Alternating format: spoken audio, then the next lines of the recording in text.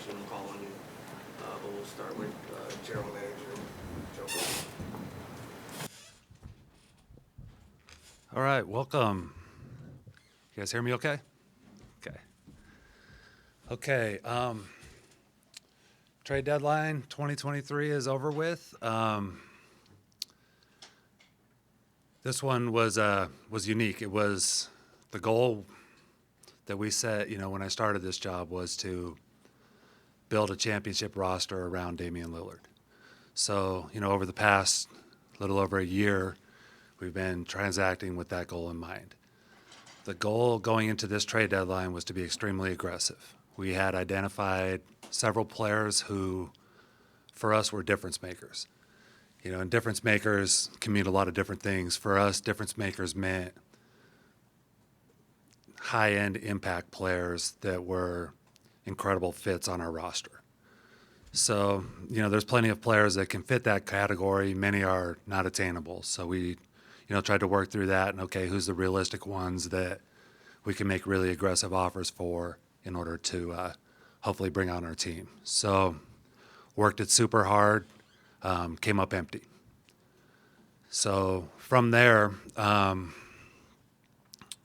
decided, okay, our new pivot, our path, if we came up empty, was to just be super opportunistic in the transactions we were looking to do. Look for good value either way, whether it meant adding a player or losing a player, and we just transacted accordingly. So our main goal throughout those transactions were how do we build for future rosters, future seasons rosters where, it goes back to some of the stuff we did at the last trade deadline. Accumulate as many assets as possible in order to make a big push for high-end talent.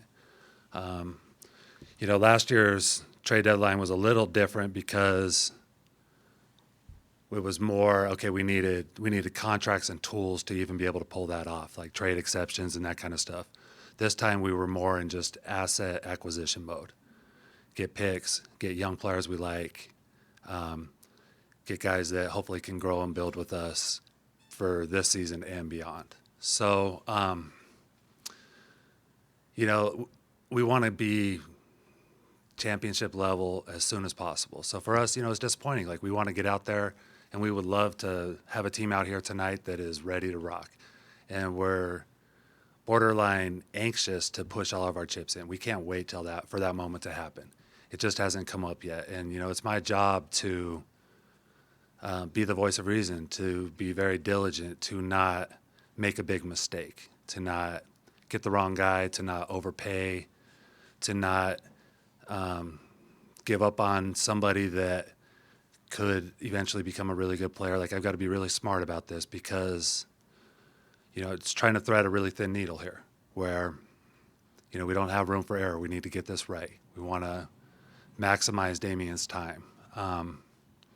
I know it's hard, like when I come out, we're looking forward to this summer. We're, have faith we can get something done. It feels a little empty, like it's false hope or, unrealistic promises. But hopefully our track record has shown that we're willing to be really aggressive. I think, I said this last year at the trade deadline. We went after some guys, couldn't get them. Hopefully that trade exception will come into play. Hopefully we can put our pick into play, and that got us Jeremy Grant. So, and that we went into that draft with the number 7 pick, and we're trying to be aggressive with that. Like, you won't see from this group a lack of trying or a lack of innovation or a lack of creativity. We're going to be ridiculously aggressive to the point where once we push our chips all the way in, like deal to deal, you might look and say, wow, they lost that deal. They gave a lot for that guy. But no, that's just us pushing our chips in. We feel extremely obligated to put a great roster around Damian Lillard. And when I say we, that's from the top. Jody and I have had a lot of conversations about how important it is for us to do right by Damian.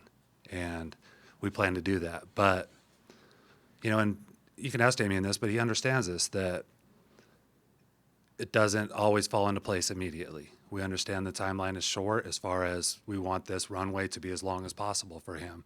But at the same time, as long as the intentions are in the right place, we're willing to wait it out for that terrific opportunity to present itself.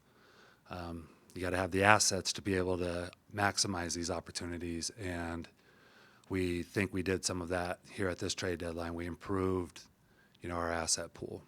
So we're going to keep working. We're not disappointed. We're positive about our ability to get things done, and still really hopeful about this team's future. So with that, I just want to do a bunch of questions with you all. Talk about anything you want, really. Haven't seen anybody in a while. I know it's delicate to get into details about negotiations, but I guess I'll ask, how close did you guys come to maybe pulling off a big deal, and where there's just hang-ups in terms of picks, this uncertainty of the 2023 pick, and then, of course, whether the opponent wanted certain players you weren't willing to give up? Yeah.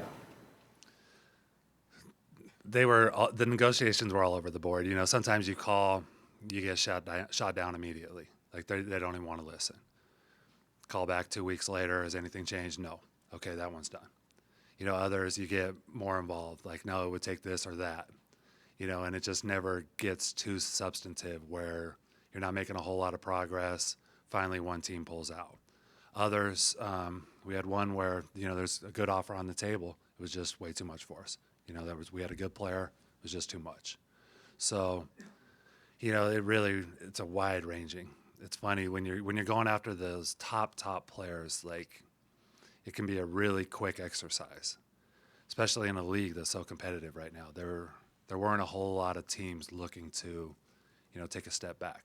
So, we just have to make sure we touch all those touch points and just, check every box and, really be active, and we were. So I think, you lay some foundation as well for future talks, which help, at least, how each other feel about it, how each team feels about each other's rosters and those kind of things. So, so that's a little like with Jeremy, where, we built that foundation. Eventually those talks heated up. It took 4 months.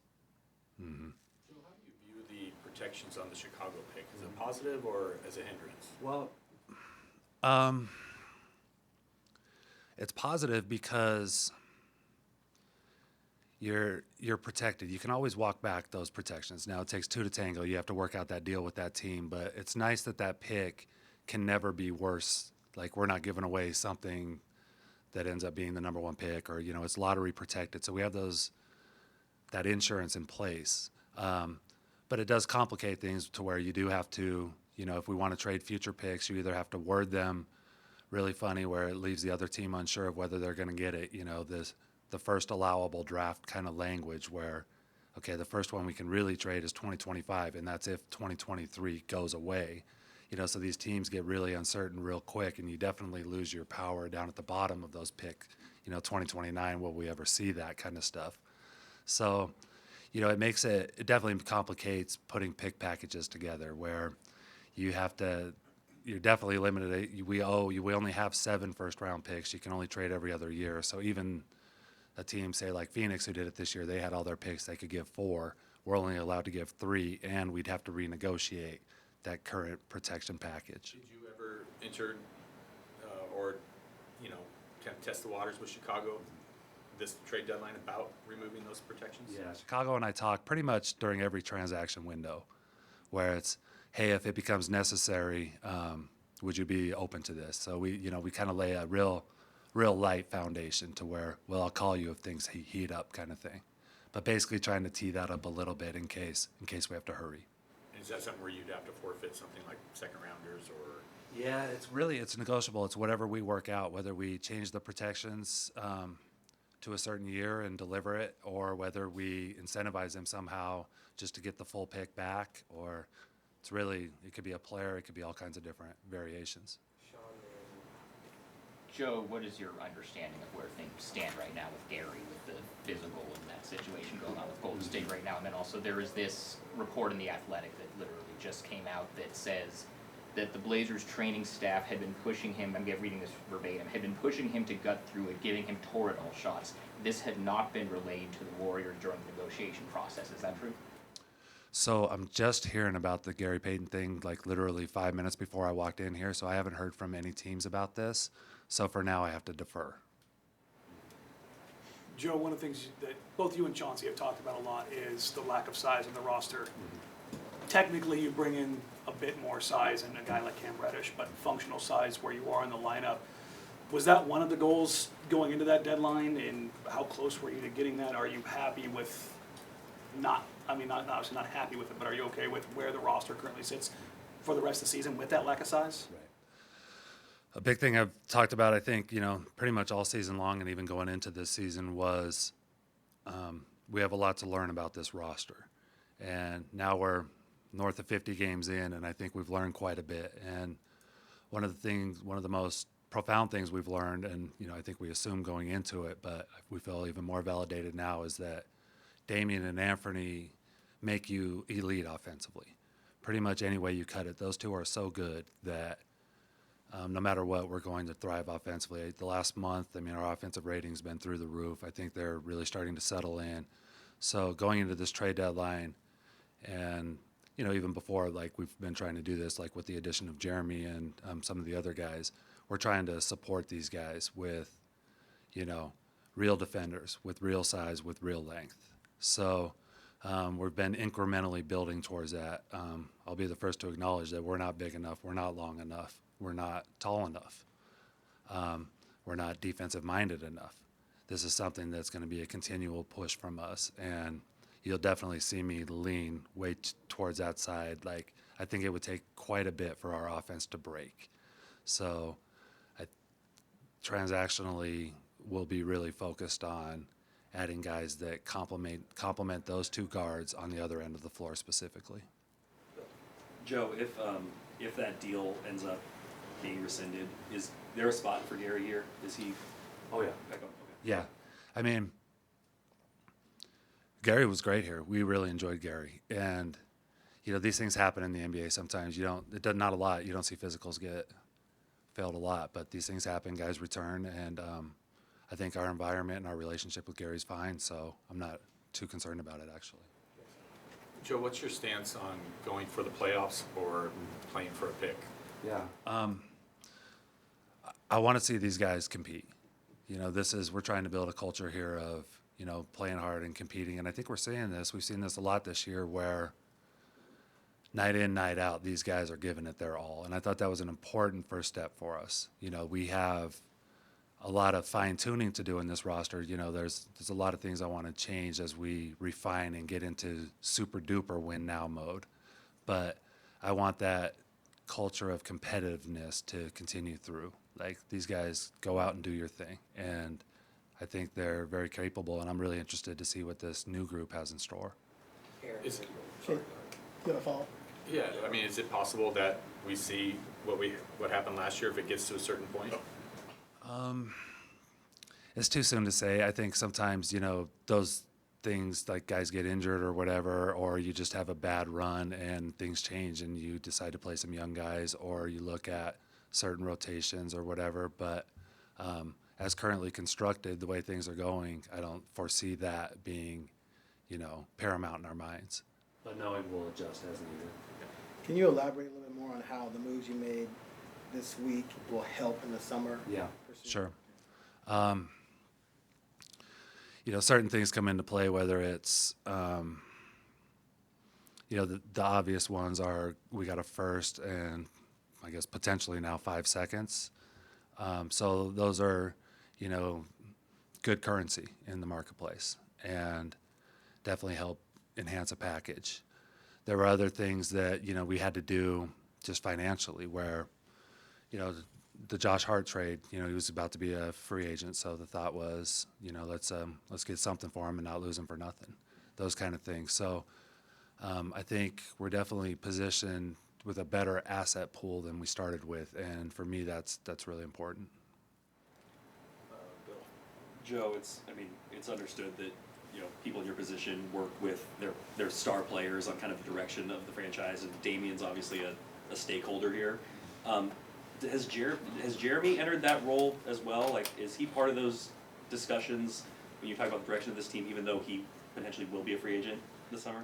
Yeah, I try to be a good communicator with all the guys. There's only so much you can share sometimes, and there's only so much they want to hear sometimes. But with Jeremy, as our relationship has grown, I've tried to get him more and more involved. You know, a lot of it is I just value their opinion.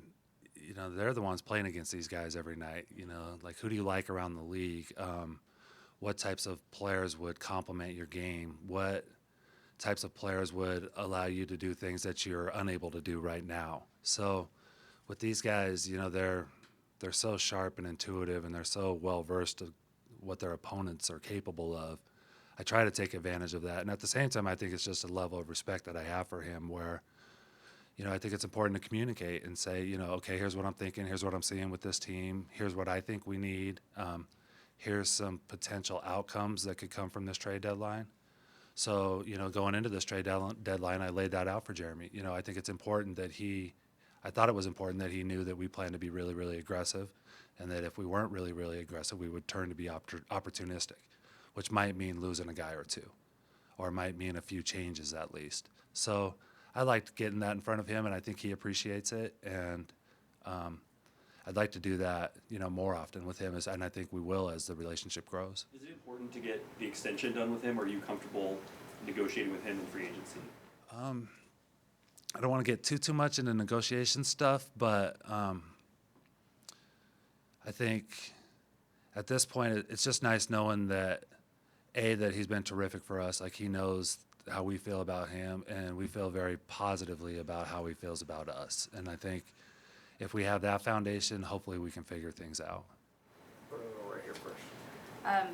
This is a fan base that has continually been told that free agency isn't exactly the best building mechanism here in Portland. You're sitting here saying, we're going to try to make a run at it this summer. The fan base was obviously, the majority of the fan base was disappointed by this trade deadline. Just what do you have to say to them about having to hold on for another, you know, however many months, and you being able to pull this off? Yeah. Free agency wise, I think, you know, we're confident that we can go out and, you know, win some free agent recruiting battles. We really believe in what we're building here, and I think our reputation is really strong around the league. You know, players love Chauncey Billups, and it's, you know, the players, it's a really important relationship for them that, you know, they have to see this person every day, you know, all day. This is their, you know, of like another teammate, with more, you know, impact.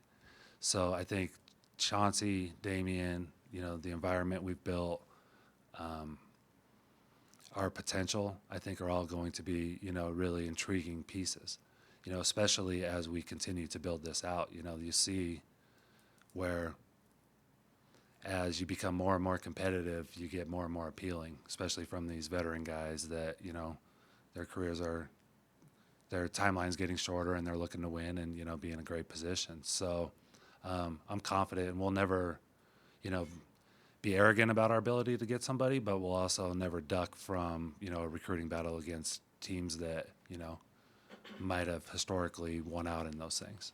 We'll go right here. Joe, you briefly touched on this off the top, but those conversations with Dame, how have those gone from a patient standpoint and saying, hey, look, we're trying to build around you? Just what have those conversations been like with him? Yeah.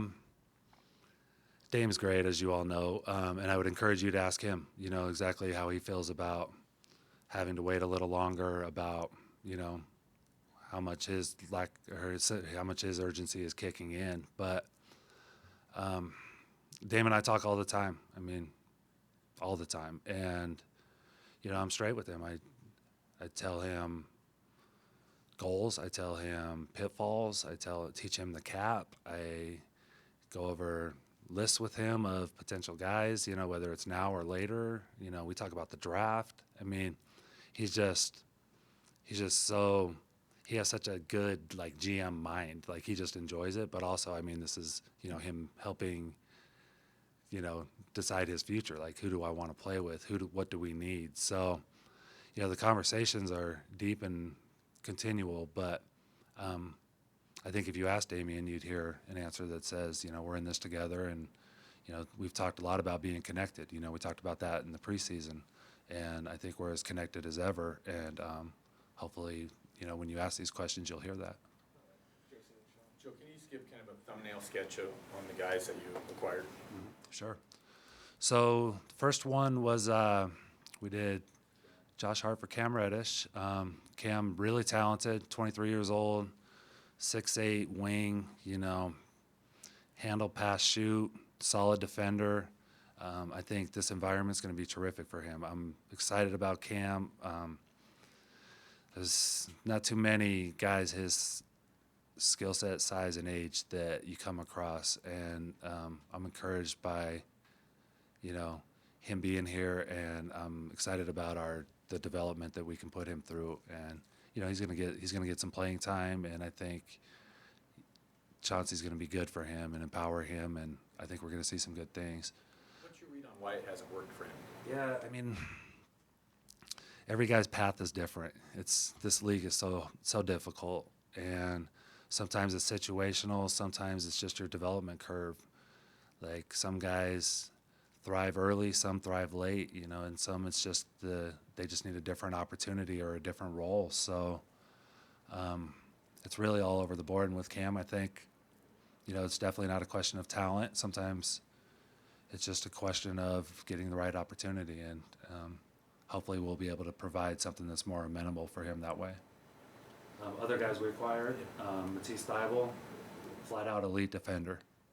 And, as you heard me talk earlier, that's something we're really emphasizing. So for us, Matisse has always been a target, and we were really excited to get him at what we thought was a pretty good price. So I'm excited about that one. Ryan Archidiacono, we've been wanting to add an additional guard. I think you saw like when we had some injuries early in the season, we didn't have enough guard depth, especially like head initiator, point guard depth. So Ryan will bring that. He'll bring, a stableness to the offense. He'll bring toughness. He'll bring, a pretty good skill set. He'll bring a great locker room presence. So we're excited to have just a tough dude that knows how to play. And then Kevin Knox, a little bit like Cam, where, lottery pick that has had some highs and had some lows and jumped around a tad. But again, another really talented guy who, physical specimen that can shoot the ball and is still developing. And I think our environments would be good for him. Sean, Bill, Danny, and Aaron. Joe, putting aside the current status of the trade, what was it that led you to, given that Gary was, your big free agent addition this offseason and, was a regular rotation player once he got healthy, what went into the decision that he was somebody you wanted to move off of for picks and he wasn't going to be part of it going forward? Mm-hmm. It was really strictly about the deal. We just thought 5 second-round picks and $8 million trade exception was too good to pass up. It was really no indictment of Gary or, how things had gone. It was just a way to improve our asset pool and then create this trade exception as well. So that was our sole motivation. Bill, or Dan. Joe, financially, it's something you've kind of highlighted on over a short period of time.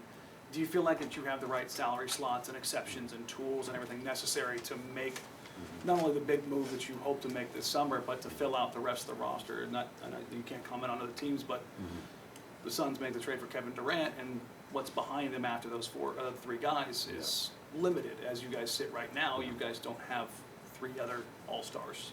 So how do you figure that out on the financial standpoint when you bring in an RFA in Cam, you've got early bird on Justice, like where do those things can all kind of slot in? Yeah.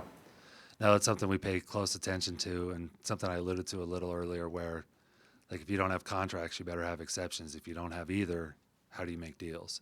So we were really careful to make sure that we still had contracts intact, knowing that if we were going to trade away a guy or two. So it involves some counting where you're saying, okay, if it's this contract and this contract, what number can you get to? Or, if you're signing trading this free agent and add this contract, we're paying close attention to these counts. But you make a good point about filling out your roster post a big trade like that. And it's a challenge. It's where you have to get some of these right. You have to get, the Jabari Walker draft pick right. You can't miss obviously on Shaedon Sharpe. You have to, turn Cam Reddish into a player. You have to make sure Matisse Thybulle is really impactful for you. We just don't have a lot of room for error here, and that goes Like, we have to take each roster spot extremely seriously, you know, whether it's a two-way or your sixth man, and build as much depth as we can ahead of time, knowing we're going to need to backfill. Joe, I understand it's a fluid situation, but on the Gary front, the piece that Sean read to you contained a fairly, I think would be a serious implication that your training staff was pushing Gary to play through pain, injury, however you want to phrase it, tortal shots are not like a small thing. Given the timeline for him to get back was beyond what you guys did initially stated, can you, I guess, just respond to the implication of that report, but then also shed some light on the evolution of his health, and was he healthy in your mind when you traded him? Player safety is super important to us. I mean, it's a super important thing around the league. You know, we were playing him. He was playing, and he had been cleared, and we were confident that he was healthy when he was playing. We would not have brought him back if we thought he wasn't healthy or if he was at risk. So, you know, you trust that we did the right thing, and you trust that our process was correct. And, you know, these reports, you know, I think if you knew the clearance process was proper, so I'll have to rely on that.